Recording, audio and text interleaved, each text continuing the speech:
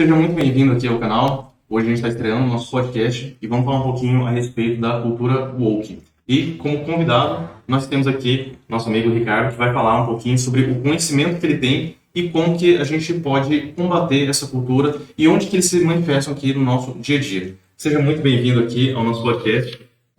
Muito obrigado, Leonardo. Muito obrigado pela sua oportunidade. Então, deixa eu me apresentar aqui para o público, né? Meu nome é Ricardo Gabriel, tenho 18 anos, sou líder estudantil, ativista político. Desde os 14 anos venho trabalhando na política estudantil, assim, ali dentro, com Grêmio, movimento estudantil, essa parte toda. Realizei alguns projetos aqui em Trindade, como Livros para Todos, que é a entrega de livros literários culturais para os estudantes dos colégios públicos que não tem condição nenhuma. A gente Legal.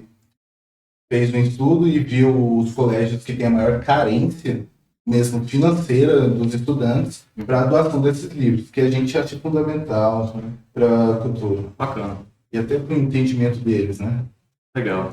E os projetos atuais, o que você está fazendo hoje, o que você planeja também, os projetos para o futuro? Sim, eu fui fundador da União Colegial dos Estudantes Secundaristas.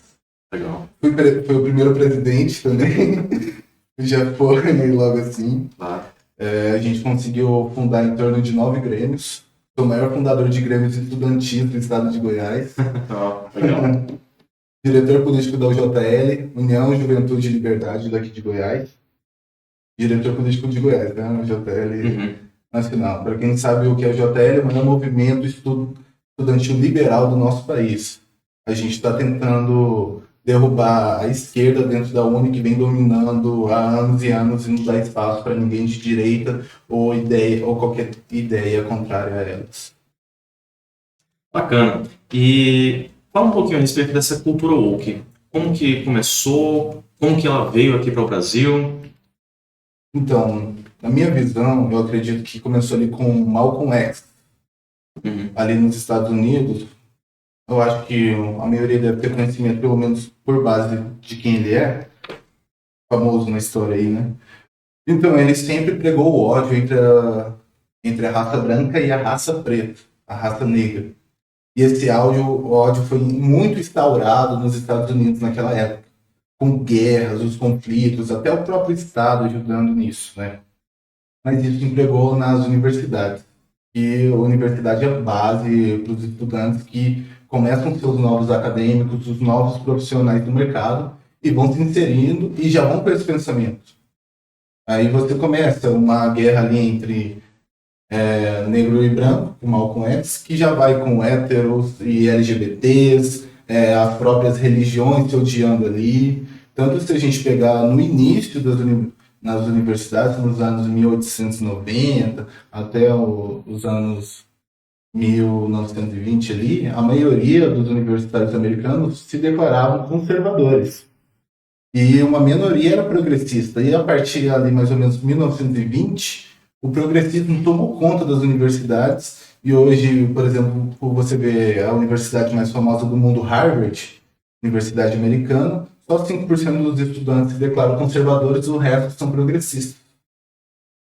Cara, é interessante isso porque a gente começa a perceber, de fato, aquele famoso jargão, né? Dividir para conquistar. Sim. E dessa forma, dividindo as pessoas, segregando, são várias minorias que eles acabam criando, né? Muitas vezes de forma artificial. Nos Estados Unidos a gente vê que existe muito essa separação, né? Existem bairros só de pessoas negras, existem bairros... Aqui no Brasil é completamente diferente, a gente está todo mundo Assim, tem alguns casos isolados, né? Por exemplo, você vê na cidade de Salvador, realmente, ali tem uma região ali que só convive negro, mas é casos isolados aqui no Brasil. Agora, lá nos Estados Unidos, realmente, você vê essa diferença gritante. Tem bairro que só tem negro e tem bairro que só tem branco. E tem cidades que eles não se convivem, não gostam. É incrível isso. E o Estado colabora, né? Que não faz nada. É aquela questão, né? Para eles é vantagem. Então, para quem está no poder, eles criando esses núcleos, principalmente na questão do legislativo, né? Que cada um vai levantar uma pauta diferente, não é como, por exemplo, o presidente que tem que ter a maioria, então tem que ter todo mundo abraçando ali. Agora, quando entra no legislativo, né? Eu vou levantar essa pauta dos negros, vou levantar a pauta feminista, vou levantar LGBT. E aí eles conseguem, com essa diversidade toda de pautas, levantar muita gente que acaba atacando, né? E a gente vê que isso está acontecendo, muitas vezes até não faz muito cabimento, não tem lógica aquilo que eles acabam criando. Só que isso permeia toda a nossa sociedade, né? A gente vê, por exemplo, na questão do cinema, né? A gente vê muito do que dessa cultura. Não, a gente vamos fazer um remake de um cinema aqui, de um filme. Agora a gente precisa fazer inclusão, então vamos colocar pessoas negras. Muda completamente a essência do filme, justamente para atender essa patota aí. Para mim, um dos maiores exemplos disso são os clássicos da Disney, que realmente são clássicos, estrelados lá, os desenhos antigamente super famosos na época, e hoje faz os live actions, né, com as pessoas reais, da vida real. Mas aí querem inserir o quê? Querem inserir uma mulher negra, que não tem nada a ver com o contexto do filme. E aí vai lá e insere tem que inserir um anão. Pô, com todo respeito, tem histórias da Disney que estão incluindo pessoas negras. Tem vários clássicos da Disney que incluem pessoas negras, mas não, tem que colocar a princesa negra, sei lá, na Cinderela. Pô, qual que é o sentido? Não tem nem contexto para isso, com todo respeito. Não faz lógica essa cultura woke progressista entrando na nossa sociedade. Não tem cabimento. Um outro exemplo também é a questão da Branca de Neve, né? Branca de Neve colocou... É claro, cada atriz, né, tem o seu potencial, né, tem o seu ponto forte ali, mas ficou muito distorcido colocar uma menina assim que ela é morena para representar a Branca de Neve. Né? O próprio texto, né, o literário ali, como descrevem a Branca de Neve. E uma coisa também, para não ofender, né, a questão das pessoas com nanismo, não, nós vamos agora retirar os anões, são seres mágicos. E aí colocou toda aquela diversidade. Bom, tá ficando muito estranho, tá ficando uma coisa assim, muito artificial até. Como que é o nome, o título do filme? Tá lá 7 anões. Não, eu vou colocar 7 pessoas normais. Eu não vou incluir anão porque, sei lá, é um preconceito. Que absurdo é esse que essa cultura woke tá fazendo? Não tem cabimento, pra mim não tem lógica. Agora, assim, quando a gente entra no cinema nacional, é que fica interessante, porque aqui eles brigam muito para a questão da questão de cotas. Tem que ter cota de horas do cinema, tem que ter cota de salas, tem que ter cota... E aí, o que eu vejo que acaba construindo? São vários pseudo-cineastas que criam, querem colocar uma mensagem, querem ensinar a pessoa ali o que é certo, o que é errado e tal, e normalmente fazem uma bosta lá. Muitas pessoas não querem assistir, e o pessoal fica com aquele preconceito. Não, se tivesse mais cota de sala, de cinema, as pessoas iriam assistir. O filme de pessoas aqui que a gente não gosta tá ganhando porque tá sendo gratuito. E não tem nada a ver, as pessoas vão aqui... Eu quero ir no cinema para me divertir. Pra ver mas tem uma princesa que ela é muito ativa. Tem um filme de animação que era uma ruiva, e ela assumiu completamente o protagonismo, não precisava de príncipe. E eu achei legal, porque é divertido. É uma obra criativa. Não pegou aquela obra antiga, começou a fazer a desconstrução. Não. É valente. É um filme divertido, mas é uma mulher empoderada. Ficou divertido, ficou bacana. Eu achei legal. Não precisava, nesse filme, ter a figura do príncipe. Não é porque ele foi desconstruído, é porque realmente não precisava. Né? Agora, eles estão fazendo o contrário. E aí, no cinema nacional, eles querem criar aquela obra super intelectualoide que passa uma mensagem e fala que o capitalismo é errado, ataca os policiais e tudo. E eu penso assim, poxa, cadê a criatividade? Cadê a diversão que acontece nesse ponto? E esse é o principal ponto que a gente está vivendo hoje. A gente não tem qualidade no cinema brasileiro. Para mim, tinha que acabar com esse negócio de cota, tinha que acabar com esse negócio do Estado financiar esses filmes, porque aí ele nunca vai ter um incentivo, que é o mercado. Sim. Por mais que essas empresas aí, a Disney, que é o maior exemplo que está acontecendo, eles queiram fazer essa lacração, eles estão fazendo, bancando com o próprio bolso. Os filmes são fracassos, mas eles investem grande e investem pesado. Vai chegar um momento em que a conta não vai fechar, vai acabar o dinheiro e eles vão ser forçados ao quê? Fazer obras de qualidade, né? Voltar a fazer um cinema de qualidade, coisa que a gente nunca teve aqui no Brasil. Então, se cortasse esse financiamento público, provavelmente eles iriam ser forçados a fazer coisas de qualidade. E talvez, né, quem sabe mudasse essa questão do cinema aqui. Sim. E pra mim hoje tá chato ir no cinema, hoje tá chato assistir um filme, porque hoje o filme só quer lacrar, só quer estar na cultura da lacração. No, quem seria um personagem LGBT ali, quem seria um personagem negro onde não tem contexto nenhum. Tem que inserir personagem negro sim, mas onde tem contexto, tem que fazer uma obra boa, uma obra de qualidade. Eu quero ir no cinema para me divertir, obter cultura, e não ver uma lacração chata, horrorosa de assistir um filme. Não tem condição. Igual o Leonardo colocou aqui, esses filmes de lacração hoje, que estão no Brasil, são financiados com o nosso dinheiro. Você concorda com isso daí? Está sendo financiado do seu bolso, colocar essa cultura horrorosa da lacração.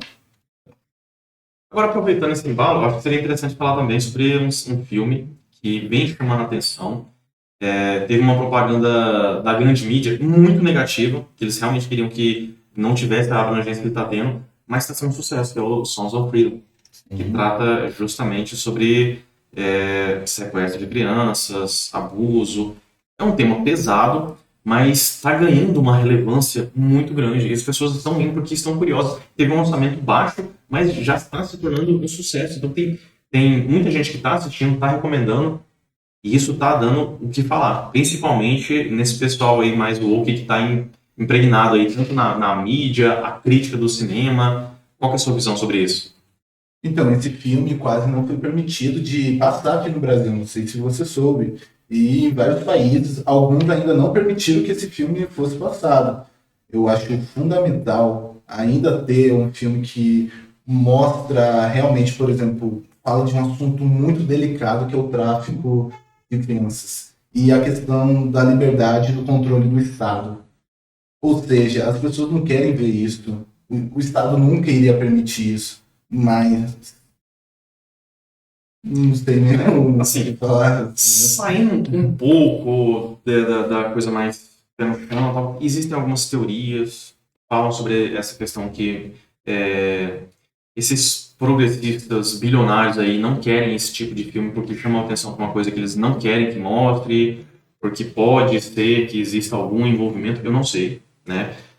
Eu escutei algumas coisas assim, tem pessoas que falam, então começa a beirar aquela teoria conspiracionista, né? Que eles não querem que mostre isso aí porque também é um financiamento, não sei até onde isso é verdade, mas o fato é que, por mais que eles sejam daquele lado do amor, do social, que quer ajudar as pessoas, que quer ajudar as minorias e tudo, é muito estranho que eles não queiram que um filme que fala sobre... Primeiro, é baseado em fatos reais, né? E fala sobre algo que é importante, é latente, é algo que precisa ser combatido. Da mesma forma que existem diversos tipos de violências que eles estão combatendo hoje, violência contra os negros, violência contra as mulheres, e a violência contra a criança. Por que esse filme não foi aclamado pela esquerda, por esse pessoal woke? Isso que me causa estranheza. Eu queria entender, por isso que acaba gerando abre uma brecha para essas teorias que as pessoas acabam falando, porque não tem lógica. É um filme assim que é importante, a gente precisa combater isso, precisa estar resgatando essas crianças, precisa colocar um foco nisso para a gente acabar. Mas, no entanto, eles não só não abraçaram essa causa, como até militaram contra. Isso é preocupante, porque é algo assim que a gente precisa colocar o foco, a gente precisa entender. Eu pretendo já assistir o quanto antes esse filme aí, que eu quero também tecer alguns comentários, quero falar sobre o teor, sem dar spoiler, mas chama a atenção pra gente. É algo que precisa ser combatido e a gente fica, o que está acontecendo? Né? E traz até outro ponto que eu acho muito importante, a gente falar sobre famílias disfuncionais. Eu ainda não sei qual o teor do filme, qual é o foco principal, mas essa questão remete muito a essas famílias que são disfuncionais. Essas famílias que muitas vezes o pai abandonou, ou teve um rompimento ali, ou o pai é agressivo, porque muitos desses casos estão relacionados ali com a própria família, de uma forma ou de outra, ou questão sim da venda das próprias crianças, ou questão sim dos abusos que acontecem, de uma forma ou de outra acaba tendo esse envolvimento. Isso precisa ser colocado em foco. O que está acontecendo com as famílias hoje em dia? Porque, inclusive, é uma das pautas do progressismo, né? Fala que não existe família, que é só uma construção. E eles continuam atacando isso, continuam combatendo esses valores familiares, querendo desconstruir o dito patriarcado, né? O homem como ser masculino, como protetor da família, está sendo totalmente desconstruído. Eles lutam contra isso. E eu fico mais uma vez me perguntando, poxa, A gente precisa, sim, olhar pontualmente. Se o homem é agressivo, se ele comete um crime, se ele comete determinado abuso contra uma mulher ou contra uma criança, isso precisa ser punido. Mas o homem, de forma geral, que defende, que protege a sua família, por que dessa desconstrução? E é um ponto assim, que a gente precisa levantar, que eu acho até interessante a gente levantar para o debate também. Sim, você citou um ponto muito interessante do filme, que é a questão das crianças, né? Os progressistas, a esquerda em si, né? Sempre está ali defendendo o negro, a mulher e o LGBT. E as crianças? Cadê as crianças que estão sendo defendidas? Eu não vejo, eu só vejo piorando. A gente pode até relembrar agora a parada LGBT. Aquele caso horroroso com as crianças. Cara, de fato, um caso assim que a gente fica... eles colocam aquele slogan lá, crianças trans existem. E aí, primeiro, né, a criança com 16, com 14 anos não tem consciência do que está fazendo quando é para ser imputada criminalmente. Ok, mas com 14, com 13 anos ela pode escolher trocar de sexo. Tá ficando um negócio assim... e eu vi até uma discussão interessante, porque em alguns dos grupos que eu participo, o pessoal que se nega a enxergar isso, fala que isso não existe, que isso é uma invenção, que isso não está acontecendo, simplesmente se negam a enxergar o que está acontecendo. E a gente vê na própria propaganda, a gente vê nesses passeios aí, nessas passeatas, eles estão querendo colocar todas essas ideias, a gente vê em cartilhas para crianças de 4, 5, 6 anos. Eu participei de um seminário lá em Brasília, com o Nicolas, o Gustavo Gar, que eles falaram justamente isso, sobre a doutrinação dentro das escolas, que está de maneira sutil, está crescendo, acaba invadindo, e a gente não percebe. Eu vi algumas imagens que está correndo aí no Instagram, figuras para serem coloridas por crianças de 4 anos. Figuras que denotam atos sexuais, já para crianças de 4 e 5 anos. Então a gente começa a ver essa introdução que eles estão fazendo, mas isso não é pauta política. Na minha visão, política tinha que ser restrito à economia. Esse é o ponto. O problema é que está sendo utilizado para um monte de coisa. A questão, a introdução de alguns itens nas escolas. E quando a gente começou a combater isso, quando a gente começou a levantar essa pauta, já houve uma dispersão. No âmbito político já não está acontecendo. Só que essa doutrinação ela é anterior à discussão política. A gente vê professores, a gente vê militantes transvestidos de professores introduzindo essa pauta, colocando esses termos. E aí qual que é a minha crítica principal sobre esse ponto? É o interesse do pai começar a ensinar esse tipo de coisa? Normalmente não. E esse é que é o ponto que a gente acaba discutindo, que a gente acaba debatendo. O pai não quer ver isso na escola, ele não quer essa doutrinação, ele não quer... Então por que eles insistem em colocar isso para as crianças? Será que a gente não podia entrar num consenso, olha, o pai não quer isso, então não vamos só ensinar. É matemática, português, geografia, é só colocar o conteúdo ali e pronto. Qual é o problema disso? É isso que a gente precisa levantar. Se o pai ele quer levantar somente essa questão... Agora, não, tem os pais que querem que seja ensinado pronome neutro, quer que esteja ensinado sexualidade para crianças de 4 anos. Pode existir? Pode existir. Então, as escolas devem atender os anseios dos pais. Agora, o que a gente vê é o contrário. Tanto que o próprio deputado federal Gustavo Gar, ele criou um site para mapear em Goiânia, já está em algumas cidades também, aqueles colégios que existe uma certa doutrinação. Para que isso? Para a gente punir, para a gente correr atrás, para a gente perseguir? Nada disso. É simplesmente para que o pai tenha conhecimento de quais são as escolas onde está acontecendo esse tipo de doutrinação. O pai que quer isso, que gosta disso, acha importante nas escolas, vai acabar matriculando o filho dele nesse tipo de escola. E o pai que não quer, vai matricular nas escolas onde isso não acontece. Simples assim. É só para a gente ter clareza do que querendo ou não, o ensino também é um produto. Então o pai ele tem que ter conhecimento do produto que ele está comprando ali. Eu estou comprando que tipo de ensino para o meu filho, para as minhas crianças. E aí outro ponto que eu acho muito importante a gente levantar que é o acompanhamento que o pai faz do dia a dia dos filhos. Porque houve uma época, né, que os pais, eles simplesmente, por conta do trabalho, correria, dia a dia, terceirizou a educação dos filhos para a escola.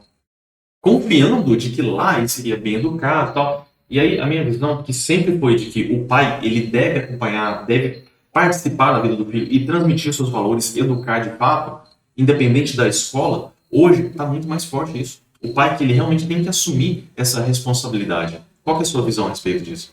Então, você tinha falado em relação a que muitos grupos falando que não existe criança trans, que não existe propaganda de criança trans.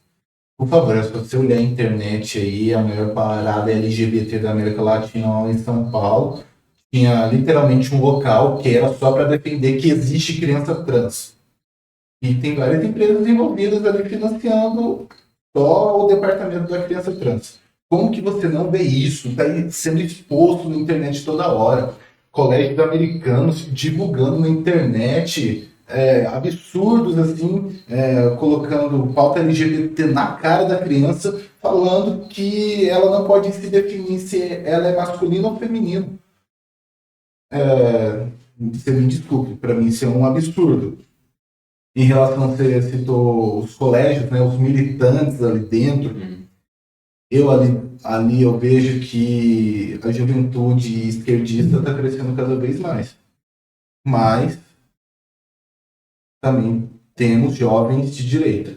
Está surgindo jovens de direita agora. Antigamente não era tão forte assim a esquerda, mas eles estavam lá.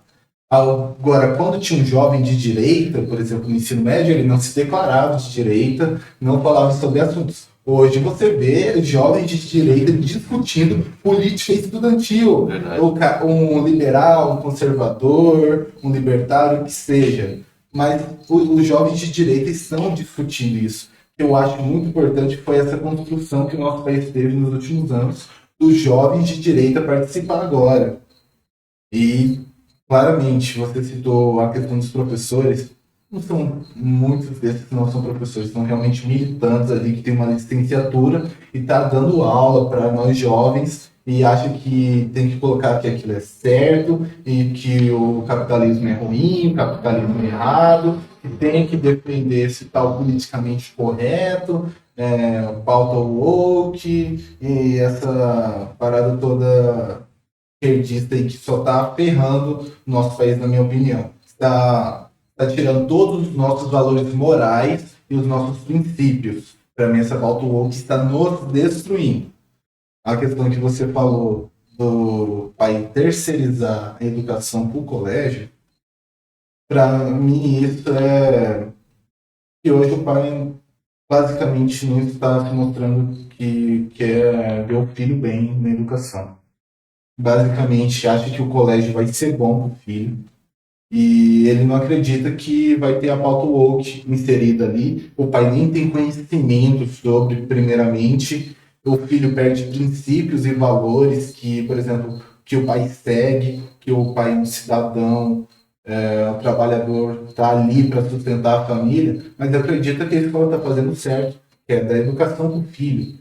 E é isso que os pais devem ter, né? Dar a melhor educação para o filho. E ele acha que está tudo certo ali no colégio e os pais acabam negligenciando isso. Eu acho que você pode se aprofundar muito mais, que é a parte do seu estudo, aí eu não vou colocar minha opinião tanto. Mas eu acho legal que quando você traz sobre esses pontos aí, principalmente a questão da juventude, eu acho que hoje está acontecendo esse movimento. E é muito importante a gente estar plantando algumas sementes, porque esses jovens que estão já começando a ficar antenados, eles estão se blindando contra essa doutrinação. E aí a gente fala assim, poxa, não é por a gente não gostar, a gente está desse lado, a gente não gosta do outro lado e pronto, vamos combater sim, pura e simplesmente. A gente tem fatos, a gente tem ocorrências, a gente tem exemplos disso no mundo todo. Essa doutrinação, o progressismo, o que ele tem causado, quais são as consequências. Esse aqui é o principal ponto. A gente pega tudo aquilo que eles estão colocando em pauta, onde que foi aplicado e qual a consequência disso. E os jovens estão atentos a isso. E está tendo um movimento assim muito bacana. E aí você vai ser capaz de me dizer como está acontecendo isso, o que você vê assim ao seu redor, como as pessoas estão despertando para isso, que como você falou, há algum tempo atrás, o jovem ele nem se colocava como direito porque ou seria atacado ou tá todo o grupo ali rechaçado, as pessoas iam acabar se afastando, né? E o grupo ele acaba sendo importante. Hoje não. Hoje já tem uma representação muito maior. Como está acontecendo isso hoje? Então, antigamente realmente só tinha esquerda nas universidades e nos colégios. Você não podia nem falar que tinha uma ideia um pouco mais conservadora, um pouco mais liberal, que já te jogavam de lado, que você era um fascista. E hoje colocam isso. Mas mesmo hoje, o jovem de direita que é chamado de fascista, ele tá ali na linha de frente colocando sua opinião. Antigamente a gente não tinha movimentos de direita nos colégios e nas universidades. Hoje existe o JL, o maior movimento liberal estudantil.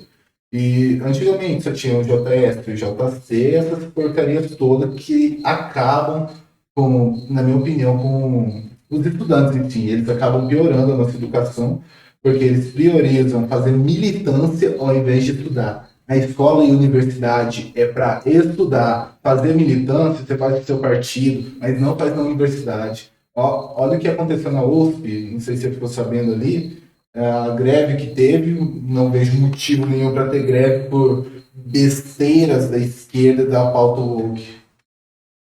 Quando você pega assim, a greve de um estudante, é no mínimo engraçado, porque você está comprando ali, em última análise, alguém está pagando pelo seu produto ali. E aí você está escolhendo, não, em greve eu não vou utilizar o produto pelo qual eu estou pagando. Não faz sentido, né?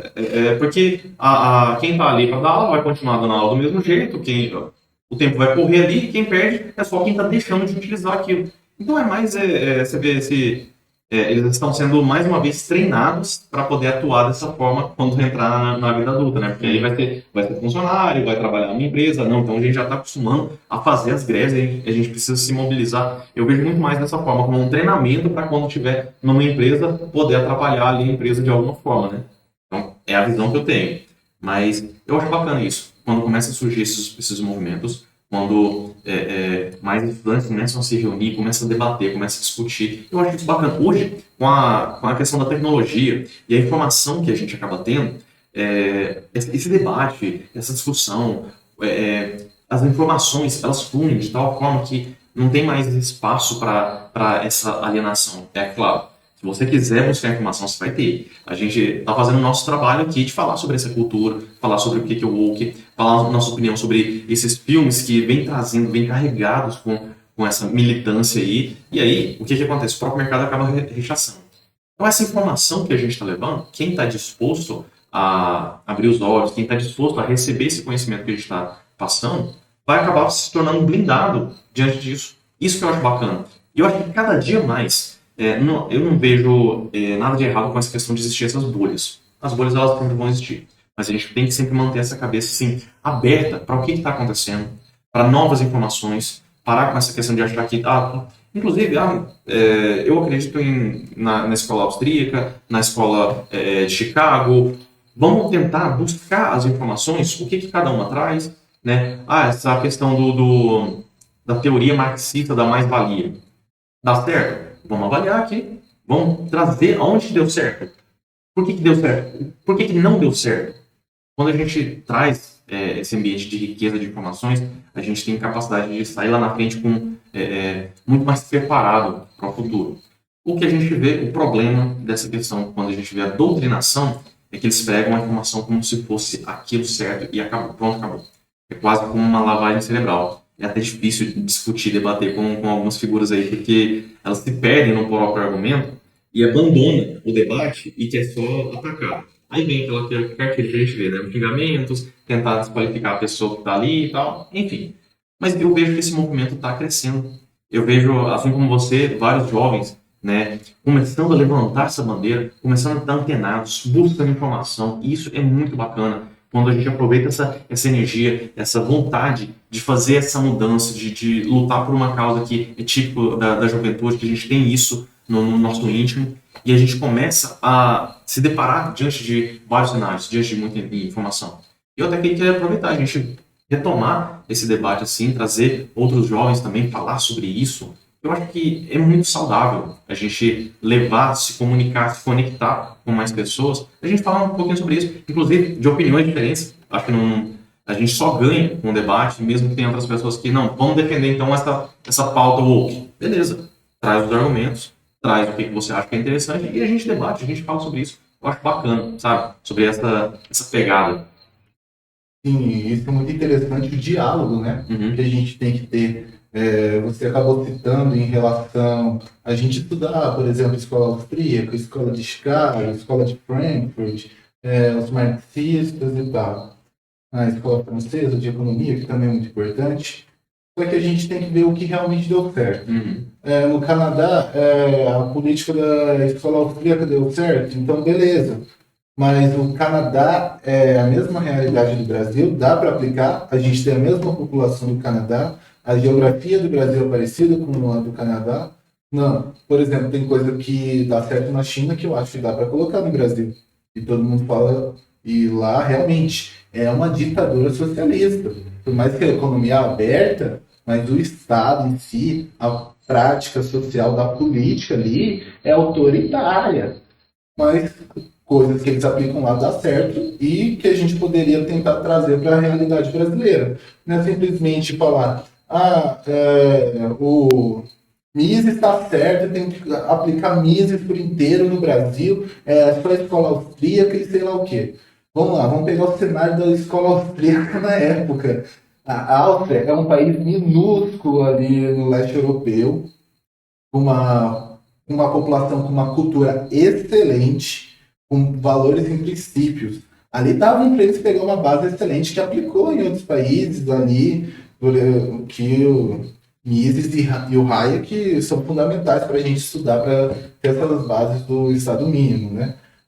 Mas vai ter coisa que não dá para aplicar porque a realidade do Brasil é outra. O nosso país, geograficamente, é muito grande, é continental. A gente tem essas barreiras que eu acho que o Estado precisa estar em algumas determinadas coisas, mas é só até ali. O Estado brasileiro é muito grande e atrapalha todo mundo. A gente tem que ter essa base. É isso. Esse ponto aí é verdade. A gente está vendo agora na Argentina um exemplo fantástico. E vamos ver, é um laboratório que está acontecendo ao vivo, né? Eles são sempre anteriores a nós. Então, começou um governo um pouco mais à direita lá, que tentou fazer alguma coisa, e aí logo foi retomado por um governo de esquerda, e a gente viu os resultados que está tendo hoje.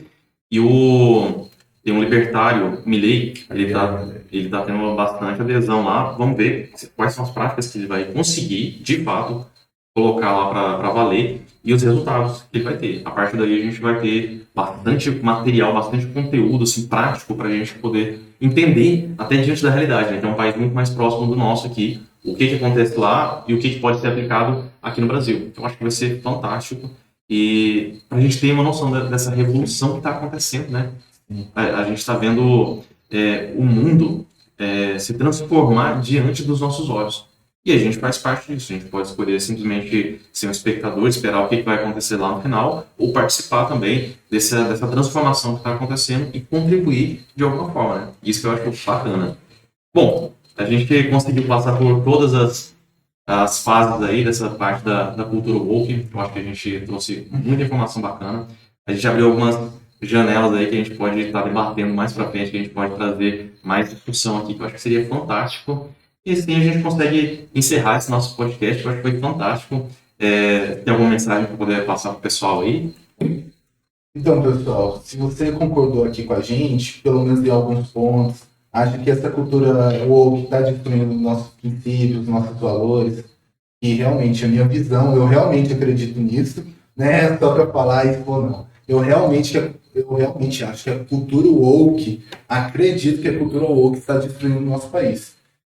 Nós estamos perdendo valores morais e os nossos princípios culturais em si. Bacana.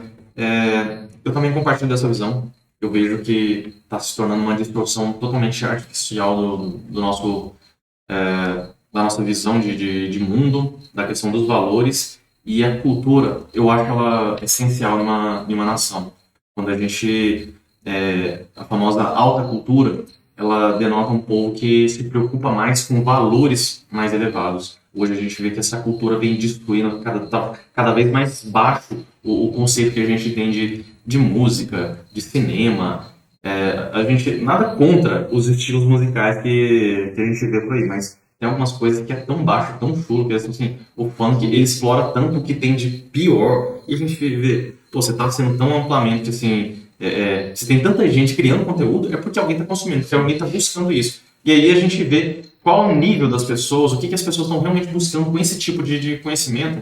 Então eu concordo com essa afirmação de que a cultura woke, de todas as formas, essa baixa cultura, como que ela tem influenciado, né, na nossa transformação na nossa visão de mundo e nos nossos valores. Então a gente precisa realmente levantar essa questão, discutir, e a gente não é uma visão de destruir essa questão desse tipo de cultura, mas é uma visão para a gente colocar os dois polos aí, a gente colocar essas duas visões, o que a gente está buscando. E para os pais, quem você comentou, que não tem essa visão, que às vezes não está percebendo o que está acontecendo no colégio, quando a gente fala sobre isso, passa a ter um olhar nesse ponto. Às vezes as pessoas não estão com esse olhar nesse ponto aqui, a gente levanta sobre essa cultura e as pessoas passam a perceber, de fato, está acontecendo isso, não gosto desse caminho que está indo, então a gente passa a buscar algo melhor. E o que seria o melhor? A gente começa a trazer. O que seria a questão assim, dos valores? A gente vê essa questão do filme que a gente estava levantando aqui, o Sound of Freedom. É uma contraposição a essa cultura. A gente vê esse filme carregado desse identitarismo, dessa cultura, toda essa transformação que está acontecendo, e aí a gente vê um filme mais pé no chão, com valores, com moral, e aí a gente começa a entender que as pessoas estão clamando, estão buscando por esse tipo de arte mais elevada, certinho? Bom, mas de qualquer forma, cara, foi uma satisfação muito grande, eu gostei demais desse bate-papo, a gente vai trazer mais algumas vezes aqui, e quero já trazer também minha solidariedade sobre esse tema que é tão forte aqui pra gente, né? Bom, deixa eu as palavras finais aí para o pessoal. Então, primeiramente, gostaria de agradecer a oportunidade que o Leonardo deu aqui, de eu compartilhar minha opinião, passar algumas coisas aqui sobre a minha visão sobre a cultura woke, que nós temos que realmente bater. Eu queria até citar uma coisa aqui rapidinho. A direita no Brasil não produz cultura. Para mim, isso é uma questão que está pegando muito. Quem produz cultura hoje é a esquerda. Quem produz música, quem produz literatura, quem produz poema, quem produz livro é a esquerda. Eu acho que a direita está muito afastada dessa questão cultural e a gente tem que voltar. A direita não produz música. Eu não vejo a gente produzindo música, eu não vejo a gente produzindo literatura. Isso é uma questão fundamental. Mas é isso. Gostaria de agradecer, estou prolongando demais aqui. Muito obrigado pela oportunidade, Leonardo, e vamos derrubar a esquerda e vamos atacar esse pessoal que está fazendo mal à nossa sociedade. Vamos com tudo, hein? É isso aí, gente. Se você gostou desse conteúdo, compartilha. Se você discorda de alguma dessas opiniões, pode comentar, procura a gente aí. Se você concorda, fala sobre o que você acha interessante. Vamos começar a divulgar, vamos promover esse debate que eu acho tão importante. E eu concordo com esse ponto aí. Quem é de direita, quem tem essa visão mais conservadora, quem tem esses valores, eu acho que está faltando muito da gente participar da cultura também. Começar a promover, começar a divulgar, começar a criar, produzir músicas, poemas, filmes. A gente precisa realmente participar, colocar um contraponto. E aí é aquela questão, o mercado, a maioria das pessoas vai decidir através do que vai buscar consumir ali. Se a gente tem essa visão, a gente precisa começar a mudar. Certinho? Obrigado mais uma vez, obrigado você que está acompanhando aí e vamos seguir em frente aí, levantando aquilo que é de melhor pensando no nosso futuro. Forte abraço, até a próxima.